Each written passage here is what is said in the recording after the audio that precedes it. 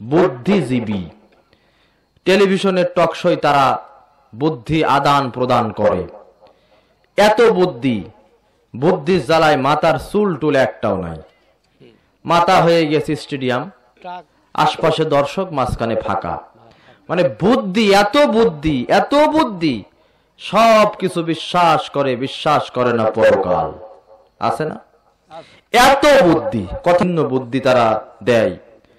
এত বুদ্ধি, এত কিছু করে, ব্যাংক ব্যালেন্স করে, জায়গা জমি করে, এত কিছু করে, সব করে, এত বুদ্ধি, কিন্তু শুধুমাত্র নামাজটা পড়ে না। আছে না? কি বুদ্ধি, এত বুদ্ধি নিয়ে ঘুমাও কিভাবে, কিন্তু কি করে না, নামাজটা পড়ে না, নামাজটা সে পড়ে না।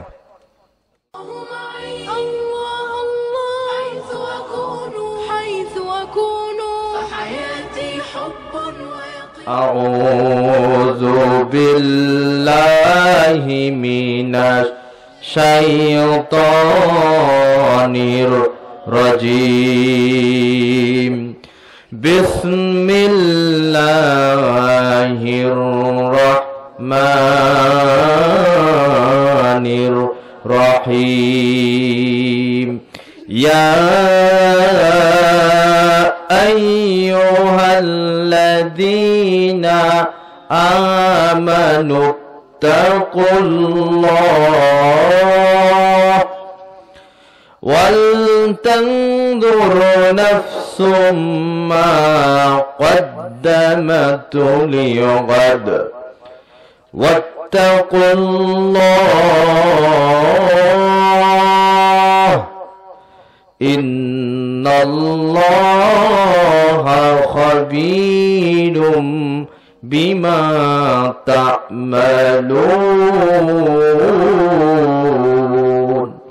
صدق الله العظيم وقال رسول الله صلى الله عليه وسلم الكيس من دان نفسه وعمل لما بعد الموت رواه الترمذي। কুরআনুল কারীম সূরা হাশরের একটি আয়াত তেলাওয়াত করেছি। রাসূলের অসংখ্য হাদিস থেকে একটি হাদিসের খণ্ডিত অংশ পাঠ করেছি। কোরআনের এই আয়াত এবং রাসূলের এই হাদিসের আলোকে আমি আপনাদের সামনে অল্প সময়ে কিছু কথা বলতে চাই ইনশাআল্লাহ। যে আয়াতখানে আমি তেলাওয়াত করেছি, এই আয়াতের অর্থ আল্লাহ তাআলা বলেন, হে ঈমানদারেরা ইত্তাকুল্লাহ, ভয় করো কাকে?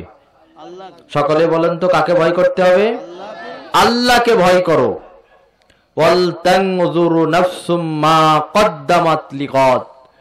আর প্রতিটি মানুষের দেখা উচিত, চিন্তা করা উচিত, ভাবা উচিত সে আখিরাতের ব্যাংকে কি সঞ্চয় করছে, আগামী কালকের জন্য সে কি রেখে যাচ্ছে, কি সঞ্চয় করছে, এটি তার দেখা উচিত, চিন্তা করা উচিত।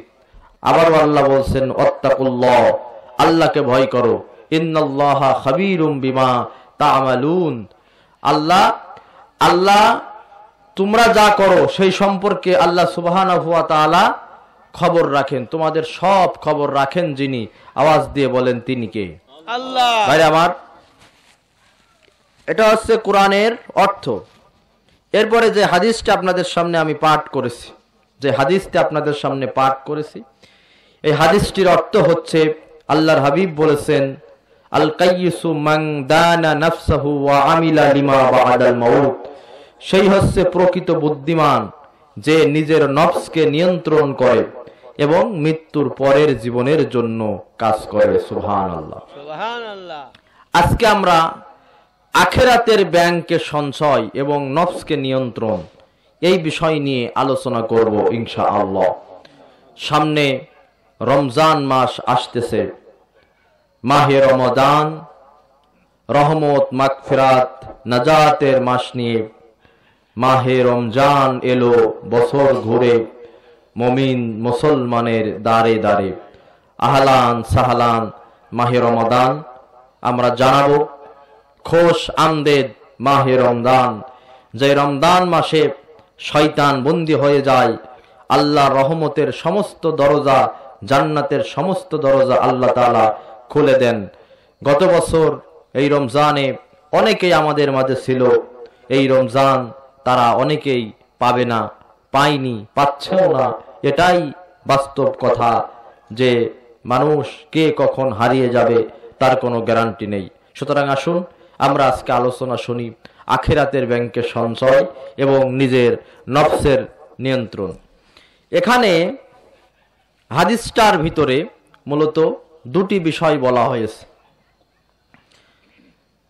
আল কাইয়িসু মান দানা নাফসাহু, যে নিজের নফসকে নিয়ন্ত্রণ করে এবং মৃত্যুর পরের জীবনের জন্য যে কাজ করে সে হচ্ছে প্রকৃতপক্ষে বুদ্ধিমান। আমাদের দেশে বুদ্ধিমান যাচাই করা হয়, বাছাই করা হয়। আমাদের দেশে বুদ্ধিমান যাচাই বাছাই করা হয়, বুদ্ধিমান হিসাবে ধরা হয় তাদেরকে যারা বুদ্ধি করে, পড়াশোনা করে, ব্যবসা করে, অনেক জায়গা জমি করেছে, সুন্দর করে ব্যাংক ব্যালেন্স করেছে। আমরা প্রায় বলি, তোমার এত বুদ্ধি বাপু, এত বুদ্ধি নিয়ে তুমি ঘুমাও কেমনে? আর আমাদের দেশে বুদ্ধিজীবী নামে তো এক শ্রেণীর মানুষ আছে, বুদ্ধিজীবী। টেলিভিশনের টকশোয় তারা বুদ্ধি আদান প্রদান করে। এত বুদ্ধি, বুদ্ধির জ্বালায় মাথার চুল টুল একটাও নাই। মাথা হয়ে গেছে স্টেডিয়াম, আশপাশে দর্শক, মাঝখানে ফাঁকা। মানে বুদ্ধি, এত বুদ্ধি, এত বুদ্ধি, সব কিছু বিশ্বাস করে না পরকাল। আছে না? এত বুদ্ধি, কথা, এত বুদ্ধি, এত কিছু করে, ব্যাংক ব্যালেন্স করে, জায়গা জমি করে, এত কিছু করে, সব করে, এত বুদ্ধি, কিন্তু শুধুমাত্র নামাজটা পড়ে না। আছে না? কি বুদ্ধি, এত বুদ্ধি, এত বুদ্ধি নিয়ে ঘুমাও কিভাবে? কিন্তু কি করে না? নামাজটা পড়ে না, নামাজটা সে পড়ে না। কিন্তু হাদিসের ভাষ্য অনুযায়ী প্রকৃত বুদ্ধিজীবী তারা কয়টা শর্ত? দুইটি, নিজের নফসকে নিয়ন্ত্রণ আর মৃত্যুর পরের জীবনের জন্য কাজ করা। নফসের নিয়ন্ত্রণ মানে কি? নফস হচ্ছে তিন প্রকার। কয় প্রকার? এই যে আমাদের আত্মা, নফস, এই নফস তিন প্রকার। এক নম্বরে নফসে আম্মারা বা নফসে সু, খারাপ নফস। এই নফস সদা সর্বদা আপনাকে পাপের কাজে উস্কানি দেয়, পাপ কাজ করার জন্য উদ্বুদ্ধ করে। আর একটা নফস, নফসে লাওয়ামা, যে নফস আপনারে ভর্ৎসনা দেয়। যখন আপনি খারাপ কাজ করে আপনার বিবেক দংশন করে, ধিক্কার দেয়, না এই কাজটা আমার করা ঠিক হয়নি। এরকম কি আপনাদের হয়? খারাপ কাজ করার পরেও যারা গর্ব করে, অহংকার করে, তারা জানোয়ার। বিবেক যাদের দংশিত হয় না তারা মানুষের কাতারে পড়ে না। তারা নফসে আম্মারার দাসত্ব করে, শয়তান তাদের আষ্টে পৃষ্ঠে বাধা। কিন্তু খারাপ কাজ করার পরে বিবেক যদি দংশিত হয়, সাহাবীরা প্রশ্ন করেছেন, ইয়া রাসূলুল্লাহ সাল্লাল্লাহু আলাইহি ওয়াসাল্লাম, আন্না রাজুলান সাআলা রাসূলুল্লাহ সাল্লাল্লাহু আলাইহি ওয়াসাল্লাম, একজন সাহাবী বিশ্বনবী সাল্লাল্লাহু আলাইহি ওয়াসাল্লামকে প্রশ্ন করলেন, মাল ঈমান, ঈমান কি জিনিস? আমার ভিতরে যে ঈমান আছে ইয়া রাসূলুল্লাহ, এটা আমি কিভাবে বুঝবো আমার ভিতরে ঈমান আছে? ভালো করে হাদিসটা আপনার জীবনের সাথে মিলাইয়ে নেন, আসলে আপনার ভিতরে ঈমান আছে কিনা। সাহাবী নবীর কাছে প্রশ্ন করলেন, ইয়া রাসূলুল্লাহ, ঈমান কি জিনিস? আমার ভিতরে আসলে ঈমান আছে কিনা এটা আমি কিভাবে বুঝবো? আল্লাহর হাবিব বললেন, বিশ্বনবী আমার বললেন, ক্বালা ইযা সাররাতকা হাসানাতুকা ওয়া সাআতকা সাইয়্যাতুকা ফা আনতা মুমিন। নবীজি বললেন, ভালো কাজ যখন করবা, ভালো কাজ করার পরে যদি তোমার মন আনন্দিত হয়, আর খারাপ কাজ করার পরে যদি তোমার মনটা খারাপ হয়ে যায়, তাহলে মনে করবা তুমি হচ্ছে মুমিন। সুবহানাল্লাহ। হয়, এটা কি হয়? ভালো কাজ করলে মনে আনন্দ লাগে, খারাপ কাজ করলে মনে অশান্তি লাগে। যদি হয় তাহলে মনে করতে হবে যে আমি ইমানদার হতে পেরেছি। নফসের নিয়ন্ত্রণ, 3 নম্বরের নফস নফসে মুতমাইন্না, প্রশান্তির নফস, যেই নফস মানুষকে ভালো পথে পরিচালিত করে। এখন হাদিসের ভিতরে বলা হচ্ছে নফসকে যারা নিয়ন্ত্রণ করে চলে তারাই হচ্ছে প্রকৃত বুদ্ধিমান। এই নফসটা আছে খারাপ নফসকে যারা নিয়ন্ত্রণ করে। আমার নফস এখন চাচ্ছে চায়ের দোকানে আড্ডা দিতে, নফস চাচ্ছে খেলার মাঠে খেলা করতে, নফস চাচ্ছে ক্যারাম খেলতে, নফস চাচ্ছে তাস খেলা খেলতে, জুয়া খেলা খেলতে, আড্ডা দিতে, নফস চাচ্ছে বেপরদায় চলতে, নফস চাচ্ছে টেলিভিশন দেখতে। ওদিকে মসজিদের ওই মিনার থেকে আওয়াজ আসছে হাইয়া আলাস সালাহ, মুয়াজ্জিন সাহেব আপনাকে ডাকতেছে, হাইয়া আলাস সালাহ, তার মানে সব কাজ ফেলা, নামাজের দিকে আসো। এই কঠিন পরিস্থিতির মধ্য দিয়ে বিশ্বনবী আমার বললেন প্রকৃত বুদ্ধিমান তো সে নফসের বিরুদ্ধে লড়াই করবে, নফসকে নিয়ন্ত্রণ করবে। তাসের আসর ফেলে, ক্যারামের আসর ফেলে, খেলার মাঠ ফেলে, টেলিভিশনের আসর ফেলে, সব কিছু ফেলে যখন এই ব্যক্তি নামাজে হাজিরা দেবে, নফসের বিরুদ্ধে লড়াই করে আল্লাহর বান্দা হিসাবে পরিচিত লাভ করে। এর নাম নফসের বিরুদ্ধে জিহাদ, নফসকে নিয়ন্ত্রণ করা। এই নফসের নিয়ন্ত্রণ আমরা কয়জন করতে পেরেছি? আযান যখন হয়, আমাদের দেশের মানুষ যারা নামাজ পড়ে না, আযান শুনে তারা একটু আযানের হক আদায় করে। কি হক? ওরা মনে করে এটাই মনে হয় আযানের হক। যদি টেলিভিশনের দোকানে টেলিভিশন চলে বা মোবাইলে গান বাজে, আস্তে করে দিয়ে টেলিভিশনের ভলিউমটা কমাইয়ে দেয়, মোবাইলে গান বাজলে গানটা বন্ধ করে দেয়। আর মা বোনরা যেখানেই থাকুক না কেন, আযান হচ্ছে তো মাথায় একটু কাপড়টা দেয়। ওরা মনে করছে আযানের বিরাট হক আদায় করেছে, কিন্তু নামাজ পড়ে না। আছে না এরকম? এই এলাকায় আছে না? আযান শুনে মাথায় কাপড় দিতে হবে, এটা কোনো আযানের কোনো আদব না, কোনো সুন্নতি না। এমনি আযানের প্রতি একটা শ্রদ্ধা প্রদর্শন করে তারা মাথায় কাপড় দেয়, এটা কোনো বিষয় না। আমাদের দেশের অনেক মহিলা মা বোনেরা মাঝে মাঝে প্রশ্ন করে যে হুজুর, যদি মাথা থেকে কাপড় পড়ে যায় ওযু ভাঙবে কিনা? না, ওযু ভাঙবে না। অনেকে প্রশ্ন করে আমি আমার বাচ্চারে দুধ পান করাচ্ছিলাম, বাচ্চারে দুধ খাওয়ালে ওযু ভাঙবে কিনা? না, বাচ্চারে দুধ খাওয়ালেও ওযু ভাঙবে না। ওযু ভাঙার যে কারণগুলো বলা হয়েছে তার ভিতরে মাথা থেকে কাপড় পড়লে, এমনকি দুধ খাওয়ালে হাঁটুর উপরে কাপড় উঠে গেলেও কিন্তু ওযু ভাঙে না, এটা মনে রেখেন। তা আযান শুনে রেডিও টেলিভিশনের ভলিউম কমানো আর মাথায় কাপড় দেওয়ার মাধ্যমে আযানের হক আসলে কি আদায় হয়? আযানের হক হচ্ছে 4টি। জোরে বলেন কয়টি? প্রথম হক, মুয়াজ্জিন যেই বাক্যে আযান দিবে সেই বাক্যে আযানের জবাব দিতে হবে। এই পৃথিবীতে বাংলাদেশের সামাজিকতায়, বাংলাদেশের প্রেক্ষাপটে মসজিদের ইমাম মুয়াজ্জিনগুলো নিগৃহীত হতে পারে, লাঞ্ছিত হতে পারে, কিন্তু হাসরের মাঠে মুয়াজ্জিনের সম্মান আল্লাহ তাআলা সবচাইতে বেশি দিবেন। বিশ্বনবী আমার বলেছেন কিয়ামতের কঠিন ময়দানে মুয়াজ্জিন ব্যক্তির ঘাড় সবচাইতে লম্বা হবে, এটা তার মর্যাদার প্রতীক, সম্মানের প্রতীক। মুয়াজ্জিন যখন আযান দেয়, যত দূর পর্যন্ত আযান শোনা যায় সেই পর্যন্ত সমস্ত প্রাণী, পশু পাখি, গাছগাছালি, গর্তের পিপিলিকা আর পুকুর, সমুদ্রের মাছ পর্যন্ত মুয়াজ্জিনের জন্য ক্ষমা প্রার্থনা করতে থাকে। সুবহানাল্লাহ। আযান যখন হয়, আযান শুনে আপনারা দেখবেন আপনাদের আশেপাশে মসজিদের যখন আযান হয় তখন কুকুর ডাকে। ডাকে?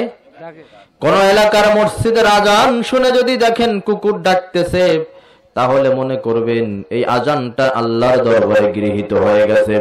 কারণ হাদিস শরীফের ভিতরে বলা হয়েছে মসজিদ থেকে যখন আযান শোনা যায়, আযান শুনে শয়তান বায়ু নির্গমন করতে করতে পালিয়ে যায়। আর শয়তান যখন পালিয়ে যায়, শয়তান পালানো দেখতে পারে হচ্ছে কুকুর, এই কারণে শয়তান পালানো দেখলে কুকুর ডাকে। আর যখন ফেরেশতা দেখতে পাই তখন মরক ডাকে।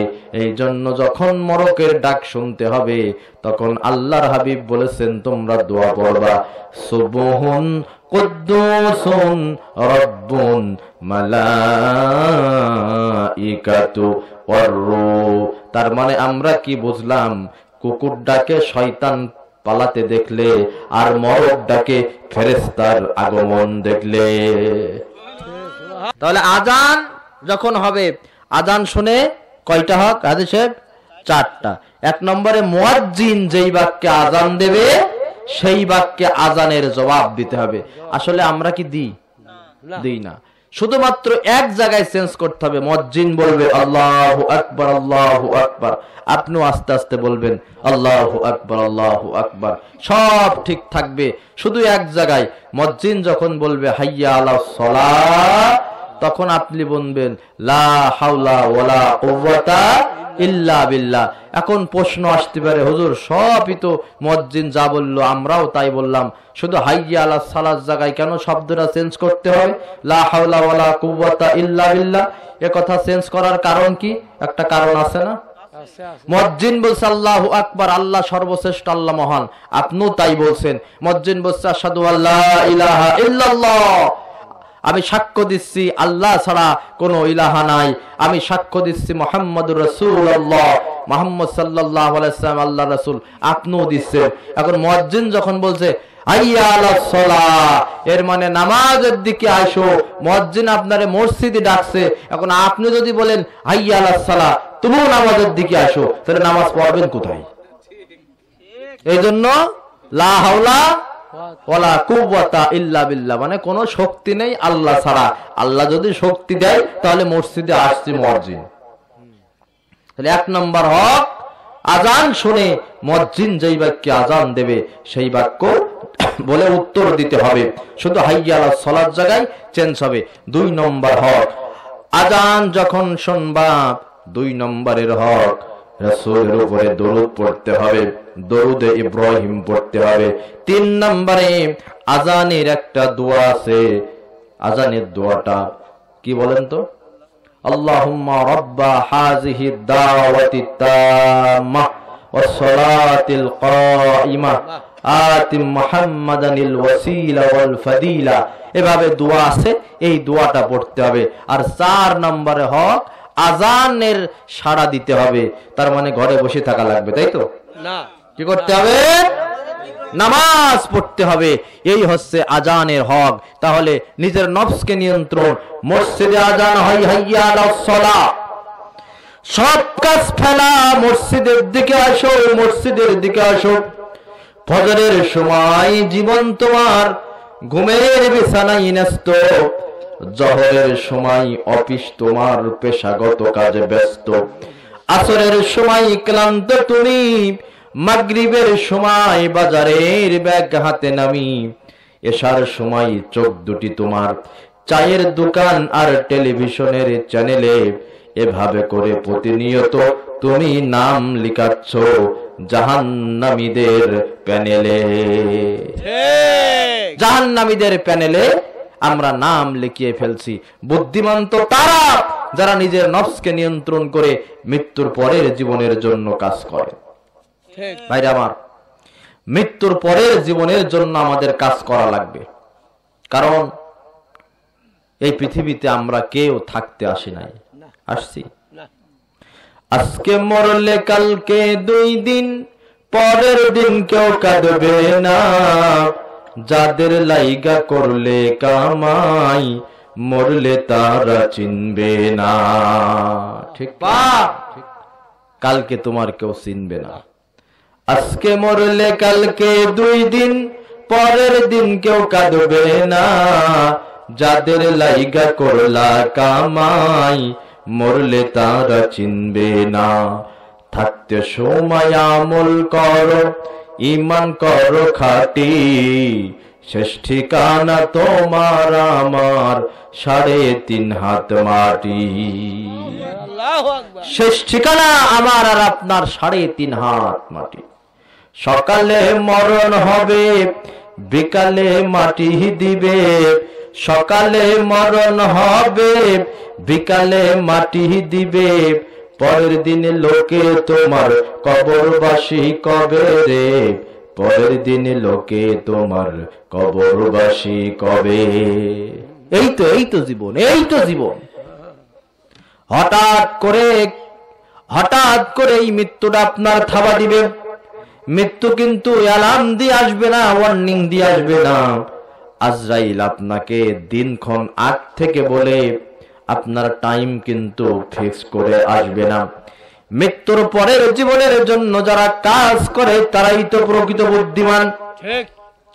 মৃত্যুর পরের জীবন, আমরা দুনিয়া দুনিয়া দুনিয়া দুনিয়া নিয়ে এত ব্যস্ত, দুনিয়া সাজানো নিয়ে আমরা এত ব্যস্ত, 24টা ঘন্টায় মাথায় শুধু দুনিয়াবি চিন্তা, দুনিয়াবি চিন্তা। اقترب للناس حسابهم وهم في غفلة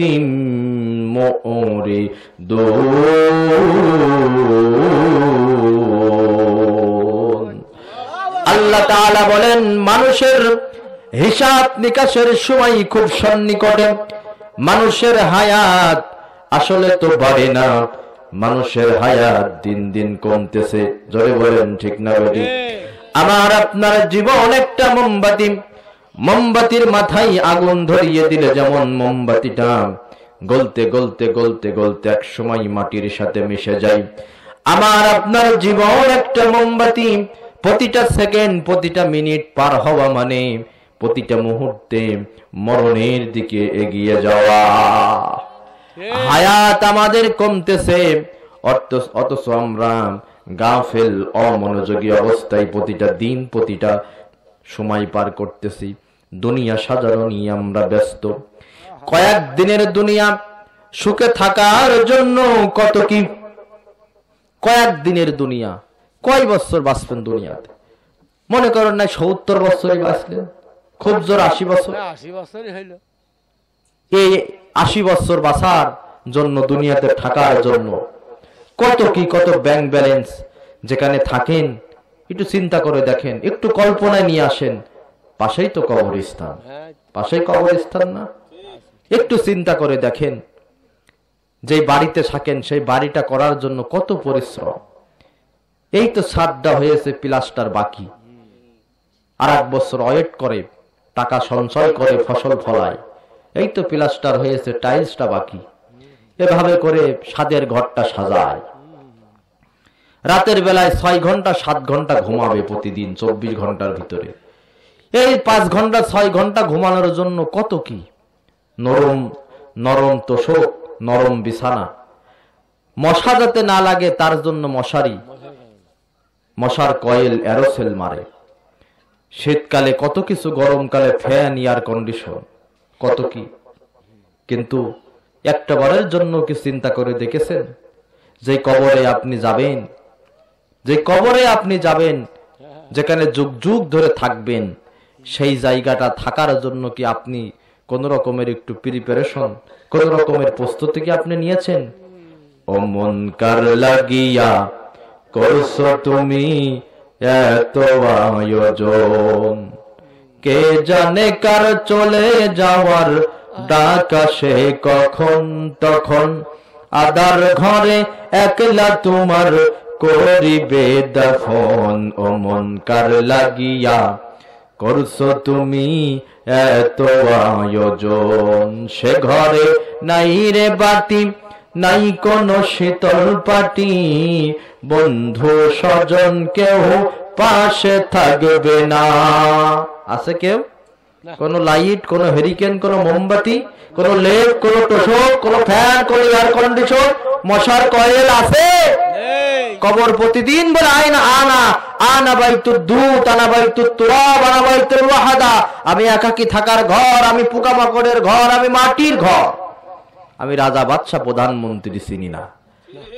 এমপি মন্ত্রী প্রধানমন্ত্রী মৃত্যুবরণ করলে তার কবর দেওয়া, কাফন দেওয়ার স্টাইল আলাদা, আর গরিব মানুষ মৃত্যুবরণ করলে তার কবর দেওয়ার স্টাইল আলাদা, তাই তো? সে ঘরে নাই রে বাতি, নাই কোন শীতল পাটি, বন্ধু স্বজন কেউ পাশে থাকবে না, নাই সেটা টেলিফোন, হবে না আলাপন, নাই সেটা মোবাইল ফোন, হবে না আলাপন। বন্ধু আসরে কেমন মন কার লাগিয়া করছো তুমি এত আয়োজন, কে জানি কার চলে যাওয়ার ডাক আসে কখন তখন, আদার ঘরে একলা তোমার করিবে দাফন, মন কার লাগিয়া করছো তুমি এত আয়োজন। কার জন্য এত আয়োজন, কার জন্য এত আয়োজন? তুমি একটু খেয়াল করে দেখো, তোমার প্রতিবেশী মৃত্যুবরণ করে, যেই সাদের ঘর, সাদের বিছানা, সাদের বাড়ি যখন মৃত্যুবরণ করে, ঘরের ভিতরেও তো রাখে না, বাইরে নিয়ে আসে। মাথার নিচে বালিশটাও তো দেয় না, বালিশটা সরায় ফেলে। শরীরের কাপড়গুলোও তো রাখে না, কাপড়গুলোও খুলে ফেলে। কাপড় যদি হাত দিয়ে খুলতে না পারে, কাইসে দিয়ে কাপড়গুলো কেটে শরীর থেকে কাপড় খোলে। সকালে মৃত্যুবরণ করবা, 5 ঘন্টা 6 ঘন্টার ভিতরে তোমাকে বিদায় দেওয়ার জন্য সকল মানুষ ব্যস্ত হয়ে পড়বে।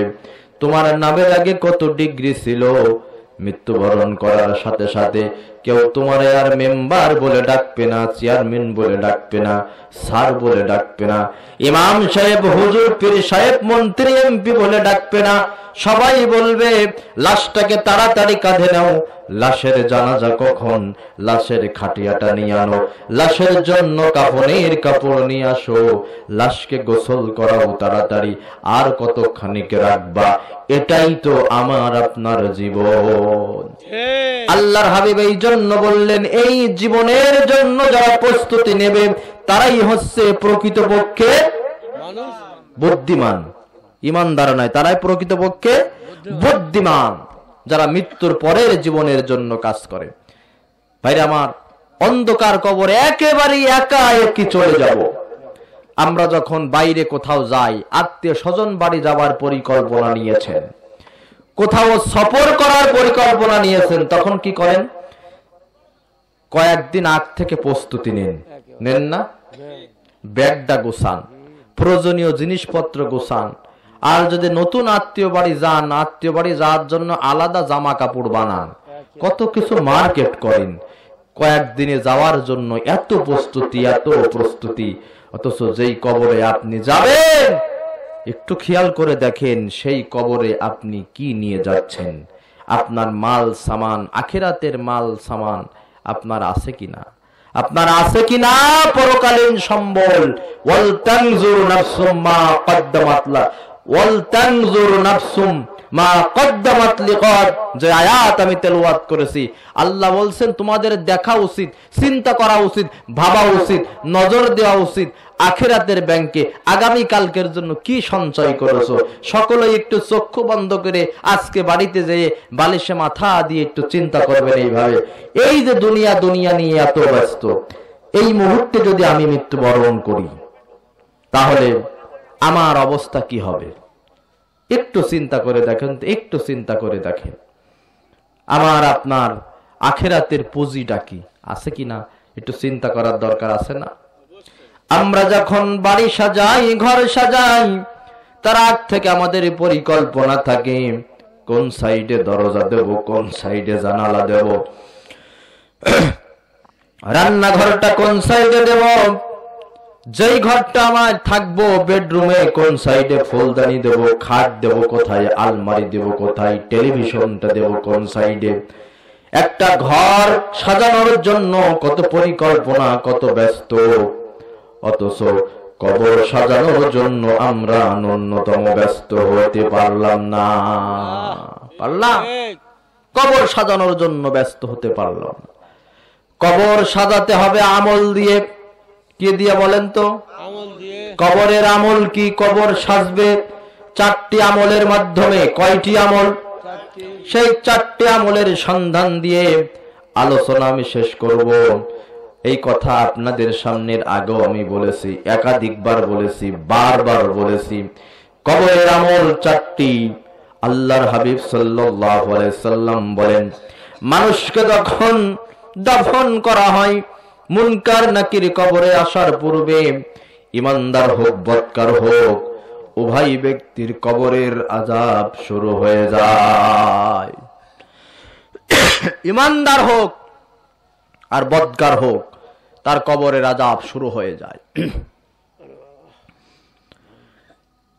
বিশ্বনবী সাল্লাল্লাহু আলাইহি সাল্লাম বলেন, চতুর সাইডের মাটি তাকে আষ্টে পৃষ্ঠে আটকে ধরে। আল্লাহর হাবিব বলেন, মাথার সাইড, ডান সাইড, বাম সাইড, পায়ের সাইড, চতুর্দিক আযাব তাকে ঘিরে ধরে। বিশ্বনবী আবার বলেন, মাথার সাইড থেকে যখন আযাব আসবে তখন কোরআন দাঁড়িয়ে যাবে, কোরআন বলবে, খবরদার এই সাইড থেকে আসতে পারবি না। এই লোকটা আমাকে পড়েছে, আমার বিধান মোতাবেক বাস্তব জীবনে আমল করেছে। আযাব এবার চলে যাবে, ডান সাইডে দাঁড়িয়ে যাবে নামাজ। নামাজ বলবে, কি জন্য এখানে আসছিস? ঠান্ডা মাথায় চিন্তা করেন, দুনিয়াতে যারা একটু ক্ষমতাশালী তারা যখন রাস্তায় চলে, সিকিউরিটি গার্ড নিয়ে, বডি গার্ড নিয়ে চলে, কবরের ভিতরে মানুষ চলে যাবে একাকী নিঃসঙ্গ অবস্থায়। একটু কল্পনা করে দেখেন, কল্পনা করে দেখেন, আপনাদের এই এলাকার সবচাইতে ধুরন্ধর ব্যক্তি যে ছিলেন তার নামটা একটু মাথায় আনেন, যার কণ্ঠ অনেক ভালো ছিল, ধুরন্ধর ব্যক্তি ছিল, যার কথা মতো এলাকায় সবকিছু হয়েছে। আজ থেকে 30, 40, 50 বছর আগের কথা মনে করেন। সেই লোকটা এখন আর দুনিয়ার মাঝখান থেকে আর নাই, দুনিয়ার মাঝখান থেকে বিদায় নিয়ে চলে গেছে, কবরের ভিতরে শায়িত হয়ে গেছে। কি একাকী নিঃসঙ্গ অবস্থায় সে কবরের ভিতরে শায়িত আছে। কবরের ভিতরে যখন আপনার ডান সাইড থেকে আযাব আসবে, সিকিউরিটি গার্ড প্রোটেকশন দেবে, নামাজ, নামাজ বলবে, না এই সাইড থেকে আসতে পারবি না, এই লোকটা আমাকে পড়েছে, কত কষ্ট করে পড়েছে, শীতকালে ওযু করেছে, ঠান্ডা পানিকে উপেক্ষা করে। সারা পৃথিবীর মানুষ যখন প্রচন্ড শীতের কাছে হেরে গেছে, আর শীত হেরে গেছে ইমানদার ব্যক্তির কাছে। খবরদার এই সাইড থেকে আসতে পারবি না। ঠান্ডাকে উপেক্ষা করেছে, মাগরিব পড়েছে, এশা পড়েছে, ফজরের নামাজও পড়েছে, আযাব এই সাইড থেকে আসতে পারবি না। এই নামাজটা আমাদের পড়ার দরকার, জয় বলেন, আছে না নাই? বাম সাইড থেকে যখন আযাব এবারে চলে আসবে, মাথার সাইড থেকে কোরআন বডিগার্ড হিসাবে দাঁড়িয়ে গেল, ডান সাইড থেকে নামাজ বডিগার্ড হয়ে দাঁড়িয়ে গেল, বাম সাইডে যখন আসবে তখন রোজা দাঁড়িয়ে যাবে। খবরদার আসবি না, খবরদার আসতে পারবি না। সেই সুবহে সাদিক থেকে নিয়ে মাগরিব পর্যন্ত দুনিয়ার কোন র‍্যাব, আর্মি, পুলিশের ভয়ে নয়, এই লোকটা রোজা রেখেছে একমাত্র আল্লাহর ভয়ে। ইচ্ছা করলে পুকুরে ডুব দেওয়ার সময় এক ঢোক পানি খেয়ে নিতে পারত। প্রচন্ড পিপাসা, কলিজা ফেটে যায়, কলিজা ফেটে যায়, তারপরও রোজাদার মানুষ কিছু খায় না, খায় না, লুকিয়ে যদি এক মুঠো ভাত খেয়ে নাই, এক মুঠো মুড়ি চিড়ে খেয়ে পানি খেয়ে নাই, কেউ দেখবে না। ছোটবেলায় আমরা রোজায় থাকতে যে কত চুরি করে খাইছে, যখন বুদ্ধি হয়নি নিজে খাইছে, বাস্তব কথা আপনারাও খাইয়েছেন, কারণ ছোট ছিল, কিন্তু যখন বুদ্ধি হয়েছে তখন কি আর খাইছি না? যখন বুঝ ক্ষমতা এসেছে, আব্বারা বলতো যে আমাদের একটা রোজা, তোমাদের প্রতিদিন 2টা করে রোজা, প্রতিদিন সাহরি খাতে উঠবা। আর ছোটবেলায় যদি সাহরি খাতে না ডাকতো, পরের দিন তো আর মানে সে বাড়ি আস্ত রাখতাম না। হ্যাঁ, এজন্য বলতো আমাদের একটা রোজা, তোমাদের 2টা রোজা, সাহরি খাতে উঠবা, আবার জোহরের সময় ইফতার করবা, ইফতার করে আবার মাগরিবের সময় ইফতার করবা। এইভাবে ছোটবেলায় আমরা রোজা রাখার জন্য কান্নাকাটি করতাম। যাই হোক, সেই সময় বুঝতাম না, রোজা থেকে চুরি করে হয়তো বা ছোটবেলায় আমিও খেয়েছে, আপনারাও খেয়েছেন, খান নাই? কিন্তু যখন বুদ্ধি হয়েছে, হাজার পিপাসায় কলিজা ফেটে গেছে, তারপরেও কি আমরা খেয়েছি? বারবার রোজাদার মানুষ মাঠে শ্রমিকের কাজ করে, রোজাদার মানুষ মাঠে শ্রমিকের কাজ করে, পিপাসায় কলিজা ফেটে যায়, তারপরও পানি খায় না। বারবার পানিটা নিয়ে একবার মুখে দেয়, একবার মাথায় দেয়, মুখের ভিতরে নিয়ে কুলি করে, তারপরও পানি খায় না। এই ভয়টা করে কার? আল্লাহ। প্রচন্ড পিপাসা নিয়ে, ক্ষুধা নিয়ে, ইফতারের আর 10 মিনিট 15 মিনিট বাকি, হরেক রকমের ইফতার তার সামনে সাজানো থাকে, তারপরেও খাই না কেন? 10 মিনিট আগে খালি কি ফেরেশতা এসে আপনার মুখে থাপ্পড় মারবে? মারবে না। তারপরেও খাই না কার ভয়ে? রবের ভয়ে না রবের ভয়ে? এই যে রবের ভয়ে নাই রবের ভয়ে রোজা রাখলো, আল্লাহর হাবিব বললেন কবরের ভিতরে বাম সাইড থেকে যখন কঠিন আযাব তার ধরবে, রোজা দাঁড়িয়ে যাবার বলবে না না না, খবরদার এই সাইড থেকে আসতে পারবি না, এত প্রচন্ড গরমের রোজা। দুনিয়ার কোন মানুষের ভয়ে নয়, আমার ভয়ে থেকেছে, রোজা আপনার কবরের ভিতরে দাঁড়িয়ে যাবে। এক শ্রেণীর মানুষ আসে রমজান মাসের রোজা রাখে না, ঈদ নিয়ে বাড়াবাড়ি করে, আছে না? রমজান মাসের রোজা রাখে না, 1 বছর আগে থেকে ঈদের দিন গোশ খাওয়ার জন্য সমিতি করে, কিন্তু রোজা রাখে না। 1 বছর আগ থেকে গোশ খাওয়ার সমিতি করতে পারে, কিন্তু রোজা রাখে না। কি কিনবো কি খাবো, ঈদে কি খাবো কি কিনবো কি মার্কেট করব, এইগুলো নিয়ে ব্যস্ত, কিন্তু রমজানের রোজা রাখে না। অথচ আল্লাহর হাবিব বলেন তার চাইতে কপাল পুরা পৃথিবীর মাঝখানে একটাও নাই যে রমজান মাস পেল অথচ রোজা রেখে নিজের জীবনের গুনাহ খাতা মাফ করাতে পারল না। বিশ্বনবী সাল্লাল্লাহু আলাইহি ওয়াসাল্লাম কোন মাস পাওয়ার জন্য অগ্রিম দোয়া করেন নাই। আল্লাহর কাছে আসমান আর জমিন সৃষ্টির পর থেকে গণনার মাস হচ্ছে 12টি। জোরে বলেন কয়টি? এই 12টি মাসের ভিতরে একমাত্র একটি মাত্র মাস, যার নাম রমাদান। এই রমজান মাস পাওয়ার জন্য আল্লাহর হাবিব 2 মাস আগ থেকে দোয়া করতেন। যখনই রজব মাস আসতো তখন আল্লাহর হাবিব দোয়া করতেন, আল্লাহুম্মা বারিক লানা ফি রাজব শাবান ওয়া বাল্লিগনা ইলা রমাদান। ও আল্লাহ, রজব মাসে বরকত দাও, শাবান মাসে বরকত দাও। রজব আর শাবানের পরেই যে রহমত মাগফিরাত নাজাতের মাস নিয়ে আসতেছে রমজান, সেই রমজান মাস পর্যন্ত তুমি আমারে পৌঁছায় দাও। সুবহানাল্লাহ। চিন্তা করেছেন কত ফজিলতের মাস? 3 মাস আগ থেকে নবীজি অগ্রিম দোয়া করছে, আল্লাহ রমজান মাস পর্যন্ত আমারে পৌঁছায় দাও। তার কারণ মান সামা রমাদান ঈমানান ওয়া ইহতিসাবান গুফিরা লাহু মা তাকদ্দামা মিন জামবিহি। আল্লাহর হাবিব সাল্লাল্লাহু আলাইহি ওয়াসাল্লাম বলেছেন, ঈমানের সাথে সওয়াবের নিয়তে যারা রমজানের রোজা রাখে, আল্লাহ রাব্বুল আলামিন তার পেছনের জীবনের সমস্ত গুনাহ খাতা মাফ করে দেয়। সুবহানাল্লাহ। এজন্য সামনে রমজান মাস আসছে, রমজান মাসে বেশি বেশি রোজা রাখার চেষ্টা করবেন, তারাবির সালাত আদায় করবেন, টার্গেট নেন। এবার রমজান একটু সহজ, বৃষ্টি রোজা পাওয়া যাবে না, শীত না গরম, সুন্দর একটা আবহাওয়ার ভিতরে। লাস্টের 10টা হয়তো বা একটু গরম গরম ভাব পড়বে, একটু কষ্ট হবে। চাষাবাদ তো করতেই হবে, সংসার তো চালাতেই হবে, কর্মক্ষেত্রে তো ব্যস্ত থাকতেই হবে। এই রোজার মাস সামনে আর পাবো, গ্যারান্টি কি দিতে পারবো না? এই জন্য নিয়ত করেন রমজান মাসে রোজা রাখবো, তারাবির সালাত আদায় করব পরিপূর্ণভাবে, সাধ্যমতো আল্লাহর রাস্তায় দান করব, আর কোরআন তেলাওয়াত যারা পারি করব, যারা পারি না রমজান মাসে টার্গেট নিয়ে আমরা কোরআন শিখব। আর যারা রোজাদার ব্যক্তি আপনারা আছেন, রোজায় থাকেন, আল্লাহ একটু আপনার সামর্থ্য দিয়েছে, আল্লাহ আপনার অভাব রাখেনি, সামর্থ্য আল্লাহ আপনারা দিয়েছেন, তাহলে আপনি একটু চেষ্টা করবেন 30টি রোজা রেখে 60টি রোজার সওয়াব নেওয়ার। কিভাবে কিভাবে হুজুর? রোজা 30টা, 60টি রোজার সওয়াব কেন? 60টি কেন? আপনি 300 রোজার সওয়াবও নিতে পারেন। কিভাবে? আমি সহজ ভাষায় বলি, 60টি রোজার সওয়াব আপনি নেওয়ার একটা পরিকল্পনা করেন। প্রতিদিন একজন রোজাদার ব্যক্তিকে ইফতার করাবেন। ইফতার একটা ইবাদত, আমরা নাম দিয়েছি ইফতার পার্টি। ইফতার পার্টি ওটা যারা কোনোদিন নামাজ রোজা করে না, লোক দেখানোর জন্য রোজা রাখে, তাদের জন্য ইফতার পার্টি। কিন্তু ইমানদার ব্যক্তির জন্য ইফতার একটা ইবাদত। ইফতার পার্টির নাম করে আমাদের দেশে স্কুল কলেজ বিশ্ববিদ্যালয়ে ইফতার পার্টির নাম করে নারী পুরুষের অবাধ মিলামেশা, হ্যাঁ, বন্ধু বান্ধবী একসাথে খোলা মাঠে ইফতার করছে ইফতার মাহফিলের নাম দিয়ে, আছে না?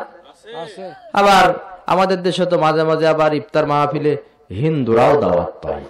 কি কারণে দাওয়াত পায়? কারণ ইফতার মাহফিল দিচ্ছে নেতা, এজন্য দাওয়াত দেয়, আছে? সুতরাং ইফতার একটা ইবাদত। 30টি রোজা রেখে 60টি রোজার ইফতার আপনার সাধ্যের ভিতরে প্রতিদিন আপনার কাছে বসিয়ে হোক অথবা বাড়িতে যেয়ে হোক ইফতার পৌঁছায় দেন। যারা একটু অর্থনৈতিকভাবে অসচ্ছল, দুর্বল, ভালো খাইতে পারে না, ইফতার করতে পারে না, আপনার উত্তম খাবারগুলো দিয়ে তার ইফতার করান। সুযোগ হলে আপনি বলেন যে ইফতার করার পর আমার সাথে একটু খেয়েও অথবা সাহরিতে আমার সাথে অংশগ্রহণ করো, এটার পরিপূর্ণ সওয়াব হবে। আর এটা রাসূলের সুন্নাত। সাহাবীরা একে অপরকে ইফতার করাতেন। আর যাদের একেবারেই সামর্থ্য ছিল না তারা পানি দিয়ে হলেও ইফতারে শরীক হতেন। আবার যাদের তাও সামর্থ্য ছিল না তারা বলতো আমার ইফতারটা তুমি নাও, তোমার ইফতারটা আমারে দাও। এভাবে করে তারা ইফতার খাওয়া খাই করেছে।